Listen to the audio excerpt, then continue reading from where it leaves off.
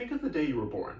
You probably don't remember it, but just try to imagine. You took your first breath, your parents held you, and then you immediately stood up and ran a marathon, right? Of course not. Hi, welcome to Pages of Pizza, where I help creatives stay creative without burning out. So I use this analogy to draw something to our attention. Often when we try something new for the first time, we feel that we have to become experts immediately. But when we're born, no one expects us to run a marathon. No one even expects us to walk or crawl. We don't have those skills yet.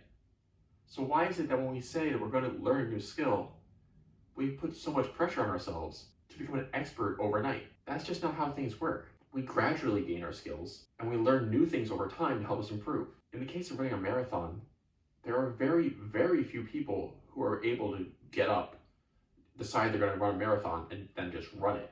And even then, those people struggle. The same is true for anything that requires a lot of time and effort. Whether you're running a marathon, lifting weights, writing a book, or creating a game, it's going to take time to develop the skills in order to do all of those things efficiently. And even people who have those skills usually struggle at some point during their journey. Of course, as we know, all of those tasks are possible because we've seen people do it. And it's possible for you to do it too. At the same time, not only do we have to be realistic, we also have to find a way to actually get to the desired result. So how do we do that? I call this stage walking the path. So say you move to a new neighborhood and you're training to run a marathon. You could go outside and just run until you decide you're tired. But usually when you're training for something like that or developing a skill for something like that, you usually want more of a plan. So you might say, okay, I want to run 2 miles on this day and gradually build things out. But even then, that might not be the right move. At this stage, I recommend walking the path. In the running example, this could mean literally walking the path that you plan to run.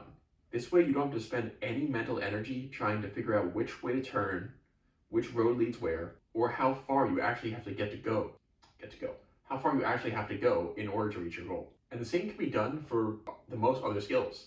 For example, when I went to the gym, even though the gym was under the same umbrella company as the gym that I went to before, this new gym had a completely different layout. Some of the machines were slightly different, and even the amount of machines they had and the amount of free weights they had were just different, as well as the volume of people that appeared. I had to learn the lay of the land, figure out where the weights were, learn the times that the gym is usually busy and which areas are usually busy at around those times.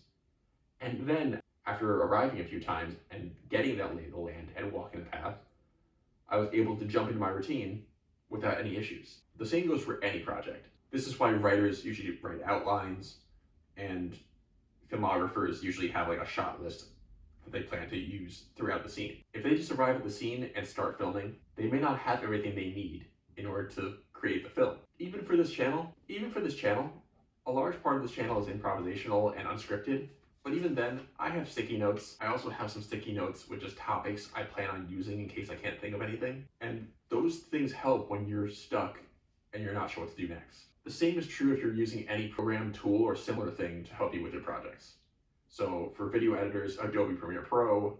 For game designers, it might be Unity, it might be Unreal Engine. And for marathon runners, it might just be looking at the map of the area that you're running. The more time you spend crawling and walking, researching your tools, learning your area, checking out your gym, the less energy you'll spend on moment-to-moment decisions. And in some cases, that can save you hours and days. When I was first making YouTube videos, I would record the audio voiceover, and I would use Audacity to manually trim all the silence out.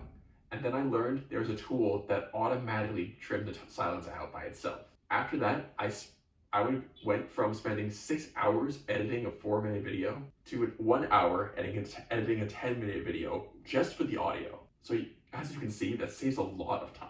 What are some projects that you're working on, and what are some ways that you can walk the path that might help others who are working on the same projects? Let me know in the comments, like and subscribe if this was helpful, and I'll see you later.